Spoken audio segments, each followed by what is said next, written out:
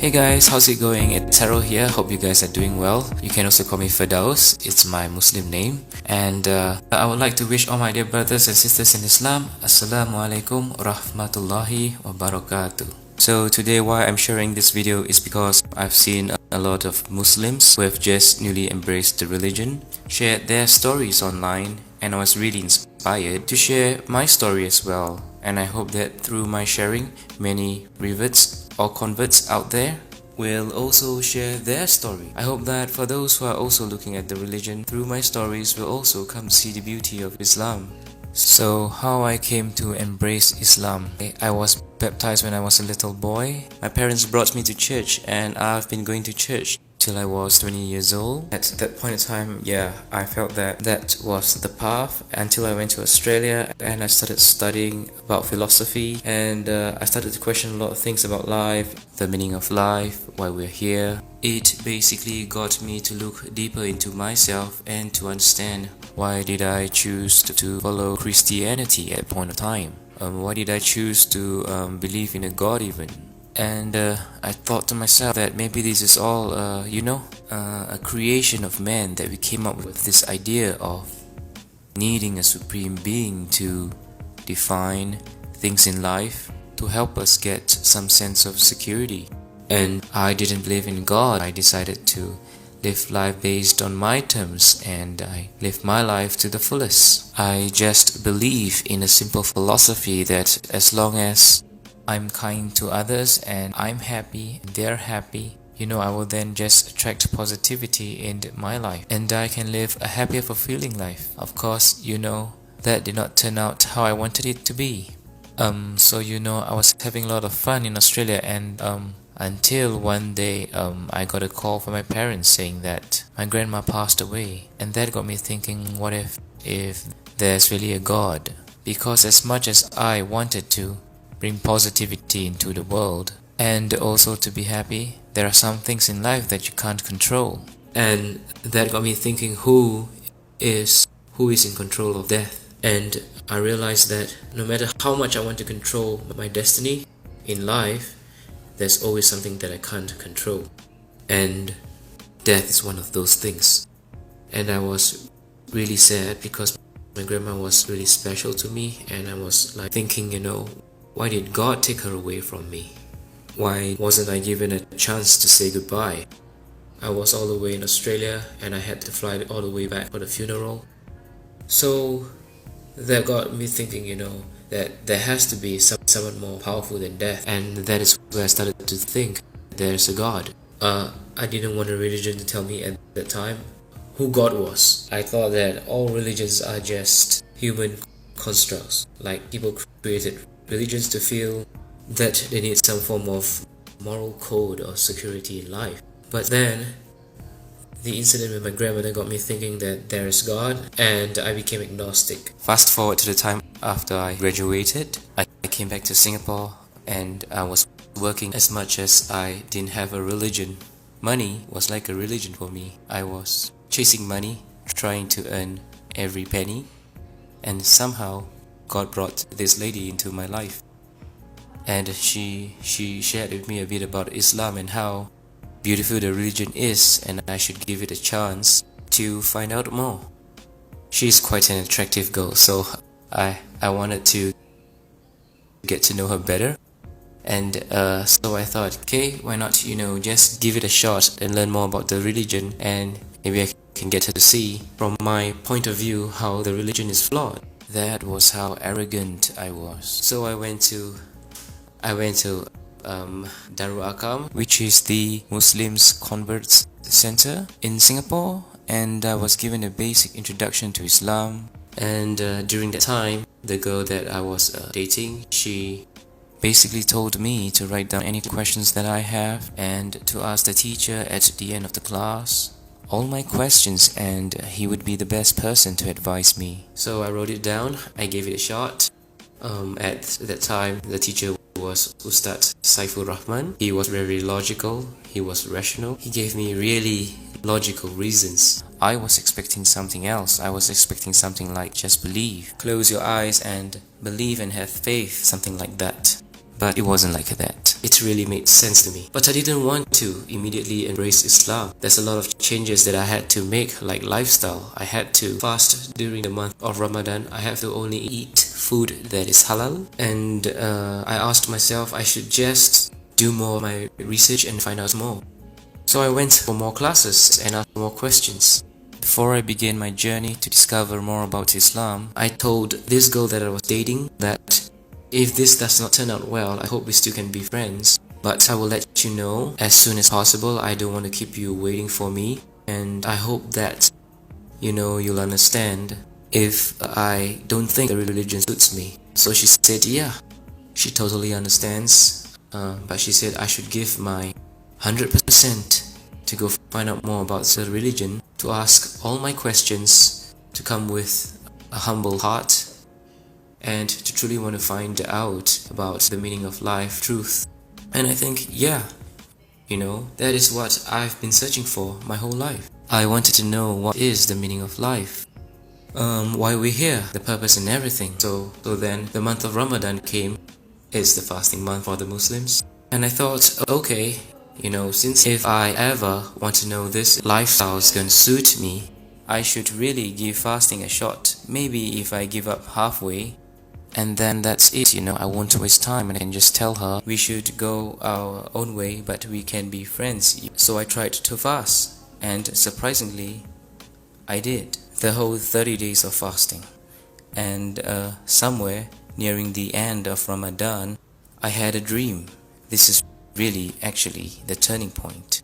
I dreamt that I was walking towards someone who seated in the middle of the living room along a hallway. I was walking towards him, and he was sitting there patiently smiling. He had this radiant light. I could tell that, he's just a person and a kind soul. And he was just smiling at me directly, and he said, "Brother, when are you going to be part of the family?" And I woke up. Initially I thought, this been studying too much about the religion, I might be getting my head too far in that it's probably acting out in my dreams. But on the same day, I had a friend call me out for dinner. His name is Ibrahim, and that's when I had dinner with him, and he said, "Hey, I heard that you've been going to that Muslim convert center, studying about the religion and understanding about Islam. So when are you planning to be a Muslim, brother?" So I thought this must be a coincidence, Just when I had a dream and my friend asked me out for dinner and he asked me the same question, I was still quite stubborn, thinking that this is just pure coincidence. And I went on with my daily life, but the same dream happened again. And this time I remember the exact day and time. It was a Saturday morning around 9:30. I had the same dream and I woke up and I said to myself, "No, this can't be happening again, it must be something. Or someone is telling me something." And I decided at that point of time to test God. I said a prayer before I started to ask for directions in life, So I sat down, I just closed my eyes, I put my hands together like this and said, "Dear God, I know you exist and you're the most powerful, and you can make anything possible. Because I truly and fully believe in your supremacy and power, you can most certainly show me the way in life and the truth. And I seek your infinite wisdom and power to show me the way. Please, with all my heart, I sincerely seek your help in this. Please, let me know if, is Islam truly the religion for me? Or should I just go back to being who I was?" I said, "I'm going to test you. Unfortunately, I'm going to take a Bible and a Quran and put it beside me. I'm going to randomly flip those pages 3 times. And the first thing that I see, it has to be crystal clear, a message for me, saying to me, this is the truth, this is the way, this is who you should follow. It has to be that simple. So I'm going to start with the Bible because that's where I started. I was baptized, so I'm going to start with the Bible. So I picked up the Bible and I randomly just flipped the page. It wasn't the first page, it was somewhere in between. And it just did not tell me a very clear picture. I had to decipher and to read everything in between and come to a conclusion and all. I said, okay, this is not what I want. I want something clear, like this is it, So I closed the book and I randomly flip the next page, like somewhere in between, a few more pages down. It's totally random. And again, I did not see an answer. So I did 3 times. 3 times and I wasn't given an answer. I put the book aside and you know what? It's time to give the Quran a chance to tell me. Next thing I did was I randomly closed my eyes and opened the book. And the first thing I saw was this verse from Surah Al-Hajj, verse 54. أعوذ بالله من الشيطان الرجيم بسم الله الرحمن الرحيم وليعلم الذين أوتوا العلم أنه الحق من ربك فيؤمنوا به فتخبت له قلوبهم وإن الله لهادي الذين آمنوا إلى صراط مستقيم. So basically it says, and so those who were given knowledge may know that it is the truth from your Lord, and therefore believe in it, and their hearts humbly submit to it. And indeed is Allah, the guide of those who have believed to a straight path. I thought maybe it's just still a coincidence, I was kind of like in a state of denial. And so I closed the book and I randomly opened up another page of the book, and it's totally from another chapter altogether. My eyes set on the next verse, and it's Surah, which is chapter 41 and verse 53. أعوذ بالله من الشيطان الرجيم بسم الله الرحمن الرحيم سنريهم آياتنا في الآفاق وفي أنفسهم حتى يتبين لهم أنه الحق أولم يخف بربك أنه على كل شيء شهيد. We will show them our signs in the horizons and within themselves until it becomes clear to them that it is the truth. But is it not sufficient concerning your Lord that He is over all things a witness? Just paraphrasing what he's saying is like, have I not shown you the signs in the world? Do you still want to question who is your Lord? It was like the second verse was responding to the first one. It's almost like He was speaking directly to me, like God was speaking directly to me. So I felt a shiver down my spine, and I was kind of afraid and at the same time amazed, from that test. And I was then quickly apologized and said I was sorry. I'm sorry for testing you, Lord.